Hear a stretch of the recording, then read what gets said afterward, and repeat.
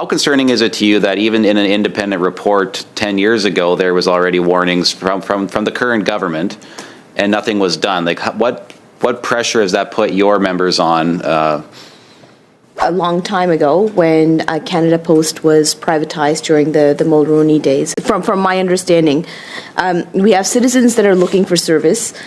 We have employees that are delivering that service, and then we have the executives that are running the organization. What are the innovations that the organization is able to provide with the support that the gig economy is looking for right now? So thank you. So Canada Post hasn't been privatized? We all agree that Canada Post must modernize. But where is the line between modernization and abandoning your core public service mission? Okay. I'm actually going to cede my time to Mr. Bulleries for this round. Potential conflict of interest. Having the CEO of Canada Post sitting on the board of Purolator. This guy's garage. Like and subscribe. Welcome to meeting number 11, House of Commons Standing Committee on Government Operations and Estimates. We're continuing our study of Canada Post today. Thank you very much, Mr. Chair, and thank you to the witnesses for coming today. Mr. Jones, you talked about your 3 points there. One thing you said was a minimum distance access. I'm just curious what that distance is, and if you could maybe just want to elaborate on that 1 point there, maybe. So, thank you.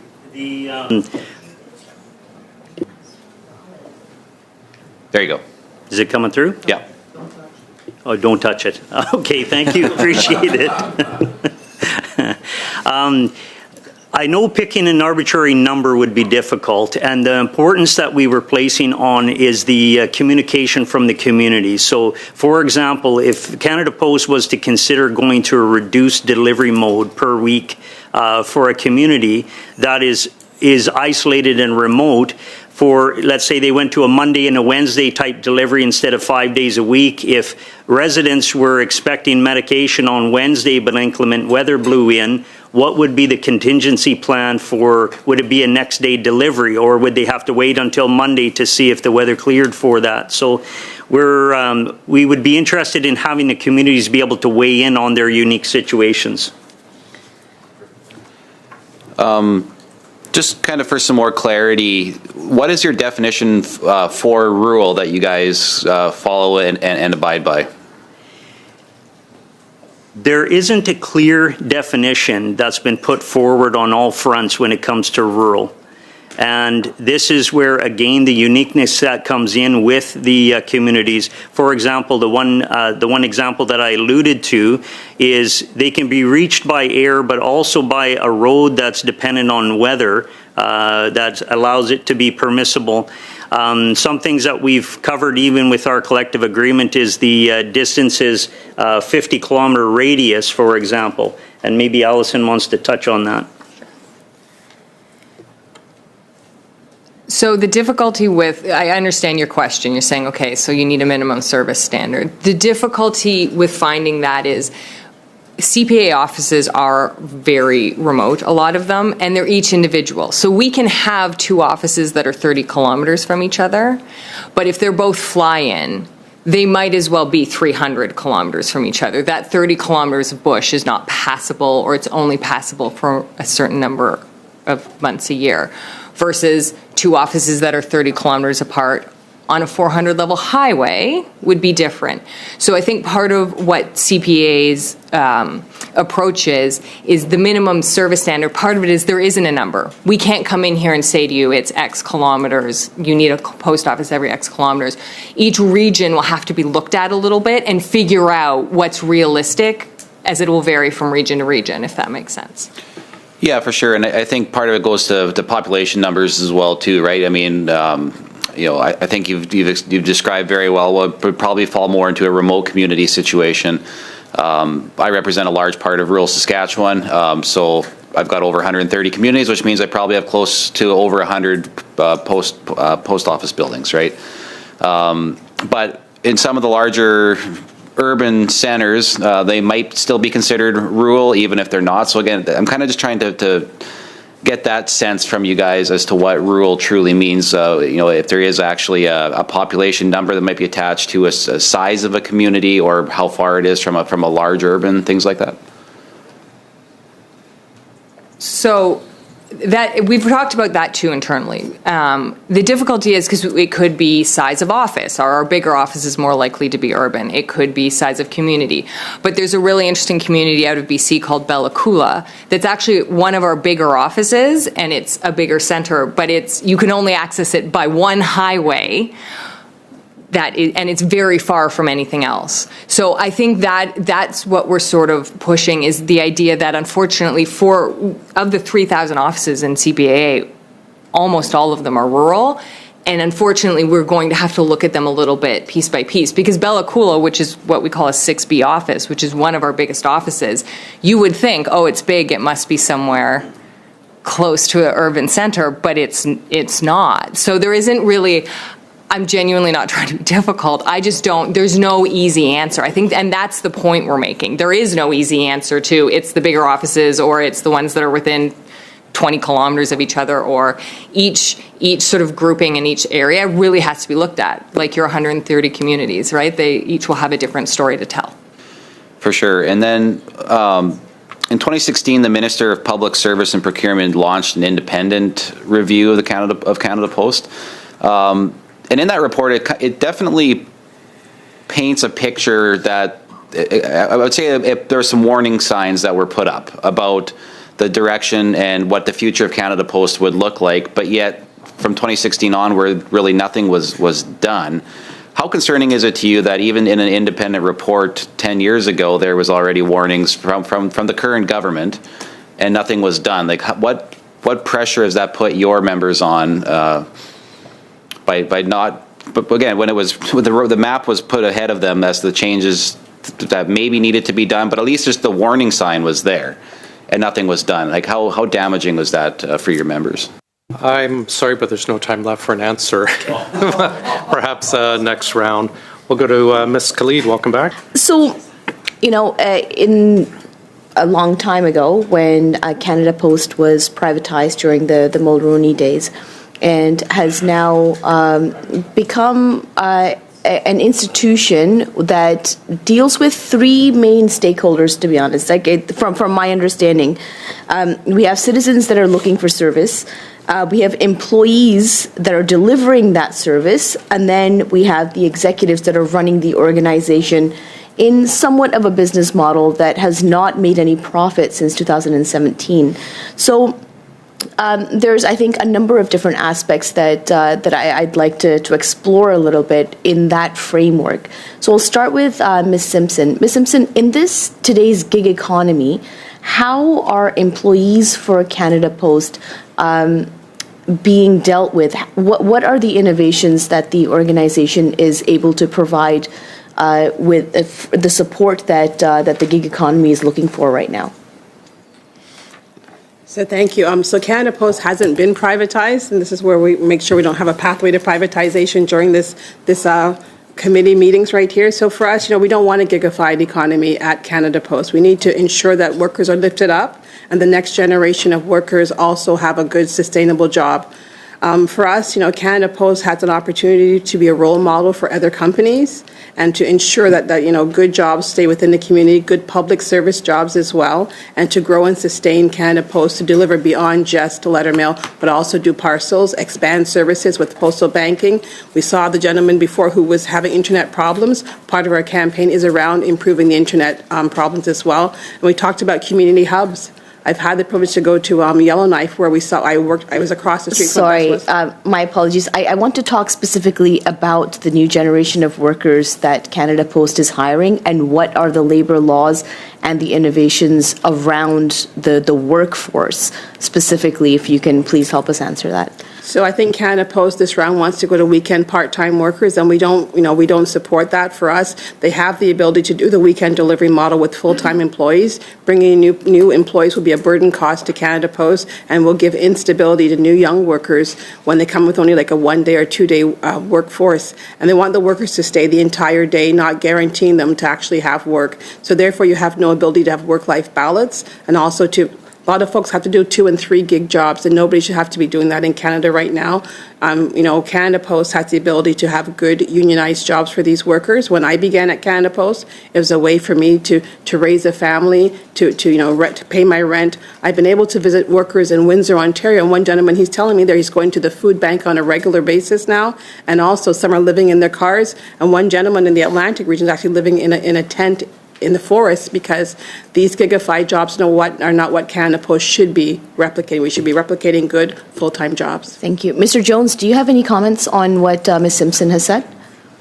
Not directly with what Ms. Simpson has said, but I would add to it in regards to our members are. The offices for years we've worked with Canada Post to try to tailor those offices for the members in those communities. We've had services available on Saturday, and in some areas that wasn't feasible. They would prefer a late evening, say on a Thursday evening, and that's where the consultation process took place to be able to shift that for the community's needs, what's required. That's something that we would still promote to this day as being profitable for CPC, because their tailoring is specific for that community. So, Mr. Jones, between these 3 stakeholders, the citizens requesting delivery, the employees that work for Canada Post, and then the executives that manage the entire organization, what do you think is the biggest challenge right now that the organization faces, knowing that it is not making profit and delivery ain't that great either? I think one of the biggest things is the disconnect between the company and the members of the community. That's where I still come back to the idea that allowing members in the community to help draft and shape the way forward is the most profitable way for CPC to move ahead.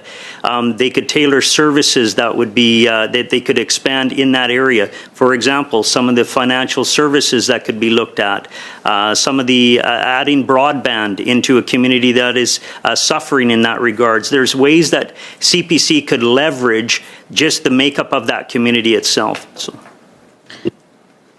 I appreciate that. So, Ms. Simpson, do you have anything to add to what Mr. Jones has indicated? So with Canada Post trying to eliminate the door-to-door delivery, it's going to actually make delivery slower to the homes in the rural and remote areas, and even within the urban communities as well, because we know the urban communities are the ones that help to have the cost to pay for the rural deliveries as well. So for us, it's really important for Canada Post to have a full public mandate review and to have the citizens talk about what they need within each individual community. We heard in Quebec, each area is different, and across this entire country that we live in, every area is different. So we need to have full public, transparent consultation with all the stakeholders that you just spoke about in your intervention. 100%. It's interesting. As a government entity or arm's length, Canada Post operates as kind of a heritage piece, right? I mean, governments and organizations like Canada Post are not in the business of making profit. They're in the business of service delivery on behalf of Canadians. However, in this way, we're finding conflict between these 3 different stakeholders. So, Mr. Jones, if you can maybe help us understand, what is the number one thing that you think our government can do to provide? Ms. Khalid. Get right to it. Mr. Jones, let's start with the basics. Are Canadians in rural and smaller communities still getting reliable postal service, or have the standards slipped? I would say that rural Canadians have come to love and appreciate the postal service that they've received, and they stand behind it. And I think that feeds into why the Canada Post name is as strong as it is today. So I would say that rural Canadians are receiving good service, reliable service. I do know that the expectancy going forward, again, how that's going to be affected through the proposed change, I think the Canadians would need to be able to feed into that. So if they were going to, again, look at a reduced model, how would that affect the members of the community? If you have a community that is primarily senior, and having them travel any length of distance to go and pick up items is problematic. So But I think overall, they stand behind Canada Post. Okay. With the changes that you're talking about, does Canada Post genuinely consult with postmasters, or do you just find out after the decision's been made? In the community themselves, so when it comes to the consultation process, most of the time it's the union that is consulting with the corporation. The amount of input that they take directly from the employees is minimal. When it comes to their public outreach to the community, it seems like it's a tailored approach. That's where we would like to see that expanded more to be able to receive from a broader number of residents within that community. With respect to how Canada Post has a legal duty to serve every Canadian, from your perspective, is that mandate still being honored, or is it being quietly watered down? There may be early signs of erosion to it, but especially in the direction, and I'm going to go back to when there was no moratorium in place, we saw 1,500 communities lose their post office. That is why one of the emphasis that we've placed is, or one of the recommendations that we're recommending, is that the 45-day window be extended to 100-day and enforce the full moratorium until those consultations have taken place, because we don't know what the ramifications would be to future communities if there was no safeguards or established parameters. With respect to modernization, and that's been discussed here quite a bit, we all agree that Canada Post must modernize. But where's the line between modernization and abandoning your core public service mission? I think it's a tight balance, and it's a bit of a tightrope walk. Again, and I'm going to reiterate the importance of hearing from the community, because in some areas you may find literally on-minute tracking a parcel is the most crucial for that community, where in others it's not so much the online tracking that's most pinnacle for them. It's the flexibility in the hours where they're able to go and pick up items. So this is where allowing a bit of the flexibility to come from the members of the community to speak into that, I think, is where Canada Post can zero in on and see the most bang for their buck. Very good. I have a question for Ms. McCubbin. You studied the contracts and legislation. What are the legal obligations that Canada Post has that it needs to maintain, equitable service across this country, and are those being met? I think that's an interesting question, and I think we all do have to remember the universal service obligation. I do have concerns that, as Mr. Jones has alluded to, before the moratorium, 1,500 offices or 1,500 communities lost their post office. Even post the moratorium, there have been 500 rural offices that have closed, just through a variety of ways around. And I think we have to be very mindful about what this means for Canada Post legal obligations and what it means for rural Canadians. And I think that that's part of what CPA is saying is there is not going to be one size fits all. We can't say any office this big or over. We can't say any community this big or over is now urban. We can't say anyone that has a post office within 50 kilometers. You really have to look at these communities, because for the 3,000 CPAA offices, I'm afraid I have to cut you off there because we're past our time. Madame Simpson, I was looking forward to meeting you because I view you as Wonder Woman. You have a very large organization. The views are different across the country. How do you manage that? Thank you very much for your question. So for us as a union, we have 8 regions across the country, and everybody's reality is very important to us. So we do have a national executive board, and we do meet and have conversations and consult on what the members feel across the country and what the Canadian public does. We have our campaign Delivering Community Power, which took us into all communities across this country and was allowed us to hear what the Canadian citizens want for their post office to look like. And nobody has asked us to cut to-the-door delivery. People actually want more increased service. Canada Post needs to start delivering more parcels, and for us, bringing the parcel model to the door is what the competitors are doing.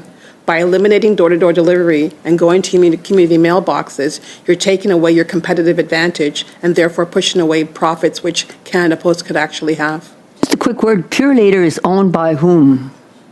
It's mostly owned by Canada Post, owns over 91% of it, and the government also owns part. Okay, thank you for that precision. Just moving forward, there seems to be, obviously we all see the disconnect between, from a union perspective, and Canada Post. Do you see a way forward? Does the union see a way forward? And if so, how do you see it moving forward? Well, for us, we're looking forward to going back to the table. I've spoken to Mr. Ettinger. We're going to go back to the table and try to bargain ratifiable collective agreements. We would ask the government, the government has intervened a lot this round of bargaining, and it has hindered our bargaining. And you delayed our bargaining and put more, instability on the Canadian public with, our taking away our right to strike, and then having the commission, and then also having the forced vote, which was lost. But, we were successful by 70% that our members said the collective agreements that were being put forward to them were not ratifiable.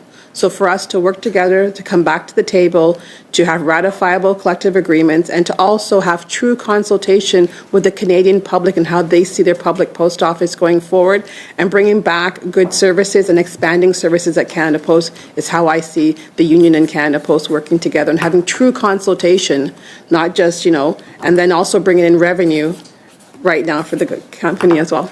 Okay.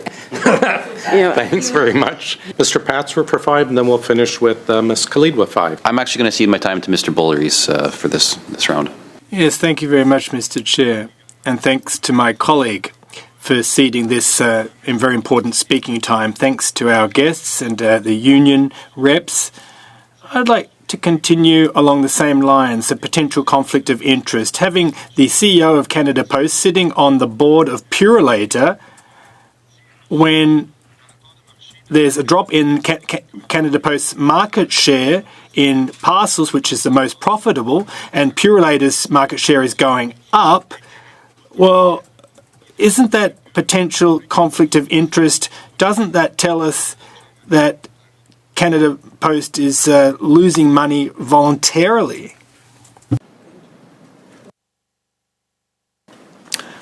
Yes, that is true. And at the bargaining table, Canada Post has told us that they think that they can contract out all of the parcels that they deliver in Canada. And that's part of the problems that the union faces at the table. We see the conflict of interest in a deeper way when you have somebody sitting at the table that wants to water down, for the lack of a better word, water down a collective agreement, gut the service. That's their objective at this point, and they use their reports, their yearly reports, to do that.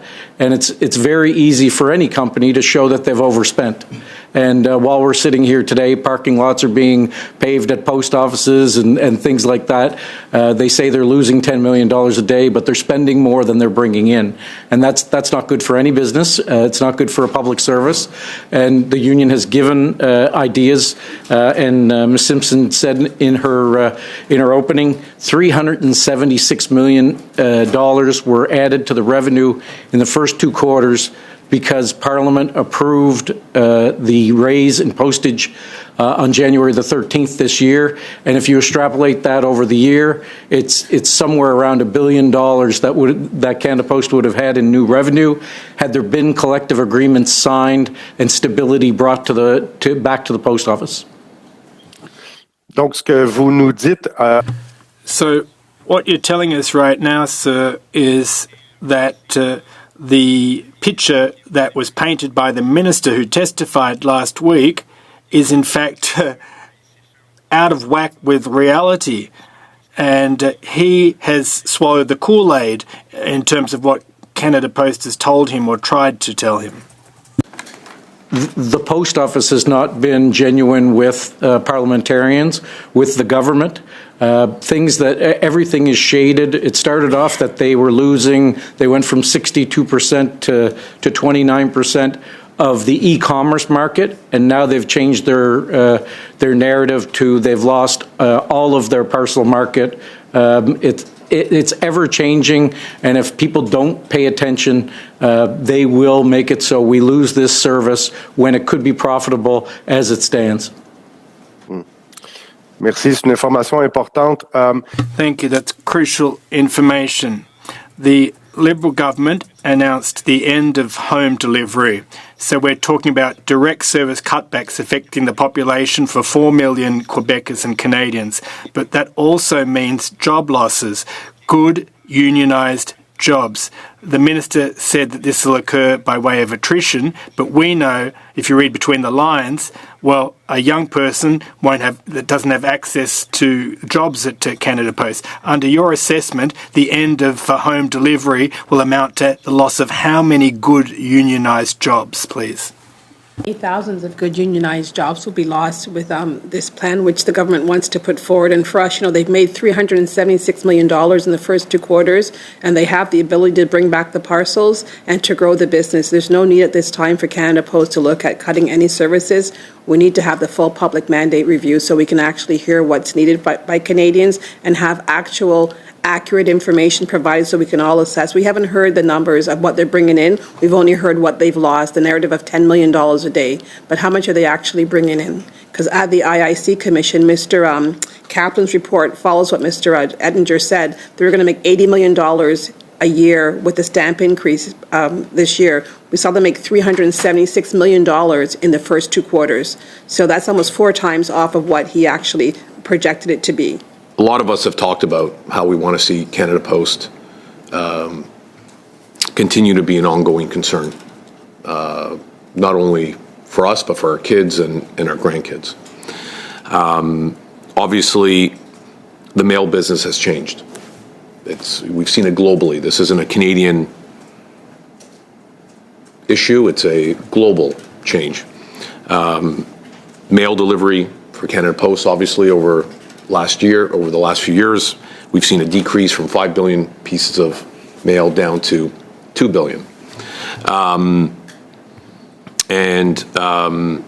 The increase in the stamp rate, as was mentioned, could be a solution. The other side of the equation is it could accelerate the decrease in mail that's being delivered. What I'd like to really get a sense from your perspective is, how do you envision a Canada Post operating in, say, 2050, when our kids, grandkids will be looking to Canada Post? Like, I really just want to focus on the future. Let's not look backwards. What does a future Canada Post look like that Canadians can continue to enjoy and utilize, while at the same time being sustainable economically? Thank you very much for your question. Like, for us, Canada Post, number one, has to consult with the Canadian public. We see a change in how the country is, houses are growing, apartments are growing, but we need to have to-the-door delivery. We know Canada Post's biggest profit will come off of the parcel delivery model. We see the competitors going to the door multiple times a day, and Canada Post is actually delivering last mile in the rural and remote areas where these companies cannot go to.